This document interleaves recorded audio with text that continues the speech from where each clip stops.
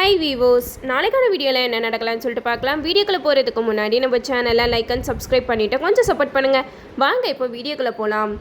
சந்திரா ரொம்ப கோவத்தோட கிருஷ்ணாவை ஷூட் பண்ணலான்னு போகிறப்ப அந்த இடத்துல சாரதாவுக்கு பதிலாக மீரா தான் இருந்தாங்க. மீரா இருந்ததை பார்த்துட்டு சந்திராவால் என்ன பண்ணுறதுனே தெரியல. அபூர்வாமில் தான் செம கோவப்படுறாங்க. இந்த அபூர்வா அரைங்குறையமாக பார்த்துட்டு நம்ம வேற டென்ஷன் படுத்திட்டு இருக்கா அப்படிங்கிற மாதிரி நினச்சிக்கிட்டு இருக்கும்போது மீரா சொல்கிறாங்க, இங்கே பாருங்கண்ணா, இவர் செரியும் நட்சத்திரமும் சந்தோஷமாக இருக்கணும்னு சொல்லிட்டு வேண்டுதல் பண்ணுறாராம். இப்படியா உடம்ப வருத்திக்கிட்டு வேண்டுதல் பண்ணுறது அப்படிங்கிற மாதிரி மீரா சொல்ல, இதை கேட்ட சந்திராவும் மீரா பேச்சை கேட்டுட்டு சீக்கிரமாக ஹாஸ்பிட்டல் போங்க அப்படின்னு சொல்லிட்டு கிருஷ்ணாவை ஹாஸ்பிட்டல் காமிச்சு விட்டுறாங்க.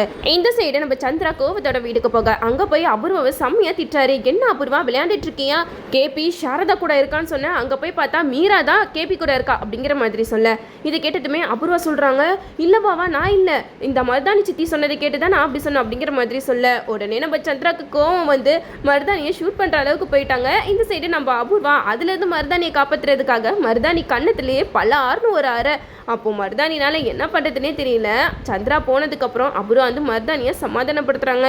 என்னை மன்னிச்சிருச்சித்தி, எனக்கு வேறு வழி தெரியல, அவர்கிட்ட இருந்து உன்னை காப்பாற்றுறதுக்கு உன்னை நான் அடிச்சிட்டேன் அப்படிங்கிற மாதிரி சொல்ல, இதை கேட்ட மருதாணி சொல்கிறாங்க, அபூர்வா நான் என் 2 கண்ணால் பார்த்தேன், கேபி கூட இருந்தது சாரதா தான், சாரதாவை தூக்கிட்டு கேபி நடந்து வந்தான், அதை நான் ஃபோட்டோ எடுக்காமல் விட்டுட்டேன் அப்படிங்கிற மாதிரி மருதாணி சொல்ல, இதை கேட்டால் அபூர்வா சொல்கிறாங்க, சரி விடுங்க, அவங்க ஏதோ ட்ராமா பண்ணி எப்படியோ சந்திராவை ஏமாற்றிட்டாங்க, இதுக்கப்புறம் என்ன சிக்காமலா இருக்க போகிறான் அப்படிங்கிற மாதிரி அபூர்வா சொல்லிக்கிட்டு இருக்காங்க.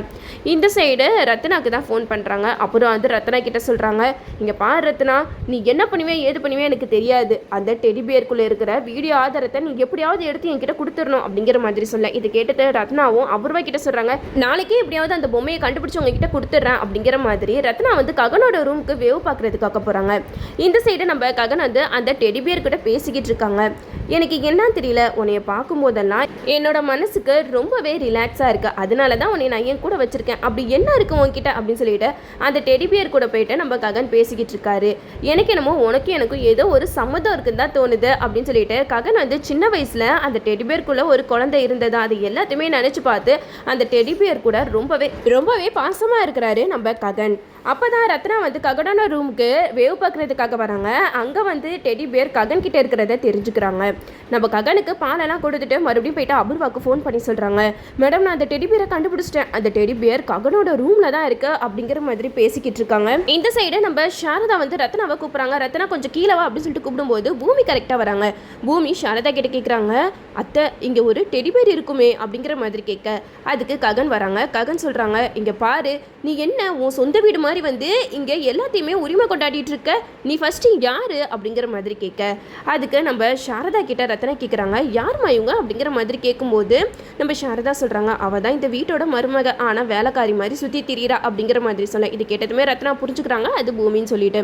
இந்த சைடு நம்ம ககன் கிட்ட பூமி கேட்குறாங்க, ககன் அந்த டெடிபியரை என்கிட்ட கொடுத்துரு அப்படிங்கிற மாதிரி கேட்க, அதுக்கு ககன் சொல்கிறாங்க, உனக்கும் அந்த டெடிபியருக்கு என்ன சம்மதம் அப்படிங்கிற மாதிரி கேட்கும்போது, சிவா கிட்ட தானே அந்த டெடிபியர் இருந்தது, அந்த டெடிபியர் எனக்கு சொந்தமானது, எனக்கு கொடுத்துரு ப்ளீஸ் அப்படிங்கிற மாதிரி சொல்ல, இதை கேட்டதுமே நம்ம ககன் வந்து சொல்கிறாங்க, என்ன அந்த பொம்மையை வச்சு இப்போ ஏதாவது நாடகம் ஆடுறதுக்கு வந்திருக்கியா அப்படிங்கிற மாதிரி கேட்க, அதுக்கு பூமி சொல்கிறாங்க, அப்படிலாம் இல்லை, அந்த டெடிபியர் எனக்கு ரொம்ப முக்கியம், அது எப்படியாவது கொடுத்துருங்க பாவா அப்படிங்கிற மாதிரி கேட்கும்போது நம்ம ககன் சொல்கிறாங்க, சி முதல்ல இந்த மாமான்னு சொல்கிறத நிப்பாட்டு, எனக்கு அந்த வார்த்தையை கேட்க கேட்க எனக்கு கோபமாக வருது, மறுபடியும் எதை வச்சு என்னை ஏமாத்தலான்னு வந்திருக்க அப்படிங்கிற மாதிரி கேட்கும்போது நம்ம பூமி சொல்கிறாங்க, அதெல்லாம் நான் அப்புறம் சொல்கிறேன், அந்த டெடிபியர் இப்போ என்கிட்ட கொடுங்க அப்படிங்கிற மாதிரி சொல்லும்போது நம்ம ககன் சொல்கிறாங்க, அதெல்லாம் என்னால் முடியவே முடியாது அப்படிங்கிற மாதிரி மூஞ்சல் அடிச்ச மாதிரி சொல்லிடுறாங்க. இதுக்கப்புறம் நீ இந்த வீட்டுக்குள்ளே காலடி எடுத்து வச்ச அப்புறம் காலை உடைச்சிருவேன் அப்படிங்கிற மாதிரி நம்ம ககன் வந்து பூமியை பயங்கரமாக திட்டிடுறாங்க. வேற வழி இல்லாமல் பூமியை அந்த இடத்துக்கு போயிடுறாங்க.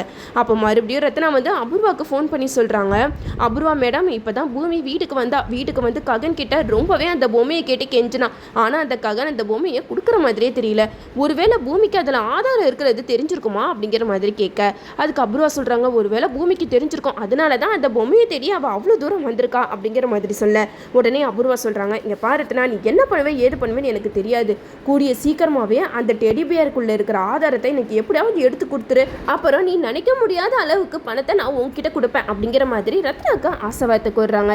இதை கேட்டதுமே ரத்னாக்கு பணத்து மேலே ஆசை வந்துடுச்சு, அதனால எப்படியாவது அந்த டெடிபியரை நம்ம எடுத்துடணும் அப்படின்னு சொல்லிட்டு ரத்னாவும் எவ்வளோ ட்ரை பண்ணுறாங்க. ஆனால் ஒரு தடவையும் சாரதா வந்து அதை தடுத்துடுறாங்க. சாரதா சாரதா ரத்னா கிட்ட கேட்குறாங்க, என்ன ரத்னா, எதுக்காக நீ திருன்னு முழிச்சுக்கிட்டு இருக்க, போ வேலை பாரு அப்படிங்கிற மாதிரி சொல்ல உடனே ரத்னாவும் போயிடுறாங்க. சாரதாக்கு ரத்னா மேலே கொஞ்சம் சந்தேகம் வருது. இந்த ரத்னா மேலே நம்ம ஒரு கண்ணு வச்சுக்கணும், இவ வந்ததுலேருந்து அவளோட நோக்கமே சரியில்லாத மாதிரி இருக்கு அப்படிங்கிறத நம்ம சாரதா புரிஞ்சுக்கிறாங்க. இந்த சைடு நம்ம ககனுக்கு டவுட் வருது, எதுக்காக பூமி இந்த பொம்மையை தேடி வரா, இந்த பொம்மைக்கும் அவளுக்கும் என்ன சம்மந்தம் இருக்கும் அப்படிங்கிற மாதிரி ககன் பாடுக யோசிச்சுட்டு இருக்க. இந்த சைடு சிவா கிட்ட கேட்குறாங்க, சிவா உனக்கு எப்படி இந்த பொம்மை கிடைச்சது அப்படிங்கிற மாதிரி கேட்க உடனே சிவா சொல்கிறாங்க, இந்த பொம்மை எனக்கு ஒரு இடத்துல இருந்துச்சு, நல்லா இருக்கேன்னு சொல்லிட்டு எடுத்துகிட்டு வந்தேன், ஆனால் எதுக்காக பூமி அக்கா இந்த பொம்மையை கேட்குறாங்கன்னு தெரியல அப்படிங்கிற மாதிரி சொல்ல உடனே நம்ம ககனுக்கு சந்தேகம் வருது. அப்போனா இந்த பொம்மைக்கும் பூமிக்கும் ஏதோ ஒரு தொடர்பு இருக்குது அப்படிங்கிறத நம்ம ககன் வந்து புரிஞ்சுக்கிறாரு. இந்த சைடு நம்ம பூமி எஸ்ஐ எப்படி இறந்தாரு அப்படின்னு தெரிஞ்சுக்கிறதுக்காக ஸ்டேஷனுக்கு போகிறாங்க. அங்கே போயிட்டு எஸ்ஐ எப்படி இறந்தாரு அப்படிங்கிற மாதிரி கேட்கும்போது அவங்க சொல்கிறாங்க, அவங்க வந்து சோபா சந்திரா மரணத்தில் இருக்கிற ஏதோ ஒரு விஷயத்த கண்டுபிடிச்சிருக்காருமா, அதுக்கப்புறம் தான் அவருக்கு இந்த மாதிரி நடந்திருக்கு அப்படிங்கிறத பூமி தெரிஞ்சுக்கிறாங்க. அப்போ தான் பூமிக்கு ஒரு சந்தேகம் வருது, கண்டிப்பாக இதெல்லாம் அபூர்வாவோட வேலையாக தான் இருக்கும், கண்டிப்பாக அபூர்வாவால் மட்டும்தான் இந்த மாதிரி வேலையெல்லாம் செய்ய முடியும், அந்த எஸ்ஐக்கு ஏதோ ஒரு விஷயம் அபூர்வாவை பற்றி தெரிஞ்சிருக்கு, அதனால தான் அபூர்வா அந்த எஸ்ஐயை கொலை பண்ணியிருப்பான்னு எனக்கு தோணுது, கூடிய சீக்கிரமே எல்லா ஆதாரத்தையும் கண்டுபிடிச்சு அபூர்வாவை உண்டு இல்லை நான் பண்ண தான் போகிறேன் அப்படின்னு சொல்லிட்டு நம்ம பூமி வீட்டுக்கு வராங்க. அப்போ தான் செரிக்கிட்ட சொல்கிறாங்க, சரி நான் வந்து ஒரு விஷயத்தை கண்டுபிடிச்சிருக்கேன், அந்த எஸ்ஐ தானாக இருக்கலை, அவர் யாரோ மர்டர் பண்ணியிருக்காங்க, அதுக்கு காரணம் இந்த அபூர்வாவை தான் இருக்கும்னு எனக்கு தோணுது அப்படிங்கிற மாதிரி நம்ம செரிக்கிட்ட பூமி சொல்ல அதுக்கு சரி சொல்கிறாங்க, உனக்கு எப்படி பூமி தெரியும் அப்படிங்கிற மாதிரி கேட்கும்போது பூமி சொல்கிறாங்க, வேற என்ன, எங்கள் அம்மா மரணத்துக்கு காரணமான ஒரே ஒருத்தவங்க அபூர்வா மட்டும்தான், அபூர்வா தான் இந்த மாதிரி வேலையெல்லாம் பண்ணுவா, வேற யார் பண்ணுவா, எங்கள் அப்பா கிட்ட அந்த எஸ்ஐ அபூர்வா பற்றி எல்லா விஷயத்தையுமே சொல்லிடுவாளுன்னு பயந்து தான் அபூர்வா எஸ்ஐயை போட்டு தள்ளியிருக்கா அப்படிங்கிற மாதிரி செரிக்கிட்ட நம்ம பூமி எல்லா விஷயத்தையுமே சொல்லிக்கிட்டு இருக்காங்க. இந்த சைடு நம்ம செரி பூமி கிட்ட சொல்கிறாங்க, நீ எதுக்கும் கவலைப்படாத பூமி, அந்த பொம்மையை நான் எப்படியாவது அண்ணா வீட்டிலேருந்து எடுத்துகிட்டு வந்துடுறேன் அப்படிங்கிற மாதிரி செரி பூமி கிட்ட சொல்கிறாங்க. இந்த சைடு நம்ம செரியும் அந்த பொம்மையை எடுக்கலான்னு போகிறப்ப கரெக்டாக ரத்னா வந்து அந்த பொம்மையை திருடிடுறாங்க. இதை பார்த்து செரிக்கு பயங்கரமாக சந்தேகம் வருது, இந்த ரத்னா யார், எதுக்காக இந்த வீட்டுக்குள்ளே வந்திருக்கா, ஒருவேளை வேவு பார்க்குறதுக்காக தான் வந்திருக்காளா, ஒருவேளை அபூர்வா அத்தை தான் இந்த பொம்மையை திருட சொல்லி இவங்கள வேலைக்காக சும்மா இங்கே அனுப்பிச்சி வச்சிருக்காங்களா அப்படின்னு சொல்லிட்டு செரிக்கு பயங்கர சந்தேகம். இந்த சைடு உதய் ஒரு பக்கம் எப்படியாவது பூமியை பேச்சுலர் பார்ட்டிக்கு வர வைக்கணும் அப்படின்னு சொல்லிட்டு ரொம்பவே ஃபோர்ஸ் பண்ணுறாரு. அதுக்கு பூமி சொல்கிறாங்க, என்னாலலாம் வர முடியாது அப்படின்னு சொல்லிக்கிட்டு இருக்காங்க. இதை கேட்ட உதய் வந்து, நீலாம் நான் கூப்பிட்டா வரமாட்டேன், கண்டிப்பாக உங்கள் அப்பா கிட்ட நான் பேசி உன்னை எப்படி கூப்பிடணுமோ அப்படி கூப்பிட்டுக்கிறேன் அப்படின்னு சொல்லிட்டு சந்திரா கிட்ட போய் சொல்கிறாங்க, அங்கிள் நான் இன்னைக்கு பேச்சுலர் பார்ட்டி வச்சுருக்கேன், அதுக்கு பூமி கண்டிப்பாக வரணும் அப்படிங்கிற மாதிரி நம்ம உதய் வந்து பூமியை கூப்பிடுறாங்க. என்னம்மா நீ பேச்சுலர் பார்ட்டிக்கு போறியா அப்படிங்கிற மாதிரி கேட்கும்போது பூமி சொல்கிறாங்க, இல்லைப்பா எனக்கு அதெல்லாம் பழக்கம் இல்லை, நான் போல அப்படிங்கிற மாதிரி சொல்லும்போது அபூர்வா சொல்கிறாங்க, என்ன பூமி இப்படி பேசிகிட்டு இருக்காதா, மாப்பிள்ளை அவனை அசைய கூப்பிட்றாருல, நீ போயிட்டு வா அப்படிங்கிற மாதிரி சொல்ல அபூர்வா பேச்சை தட்ட முடியாமல் சந்திராவும் சொல்கிறாங்க, நீ போயிட்டு வா பூமி அப்படிங்கிற மாதிரி சொல்லிடுறாங்க. ஆனால் நம்ம பூமிக்கு கொஞ்சம் கூட போகிறதுக்கு இஷ்டமே இல்லை. இந்த சைடு உதய் வந்து ககனையும் எப்படியாவது இந்த பார்ட்டிக்கு வர வைக்கணும் அப்படின்னு சொல்லிட்டு உதய் ககனையும் இன்வைட் பண்ணுறாங்க.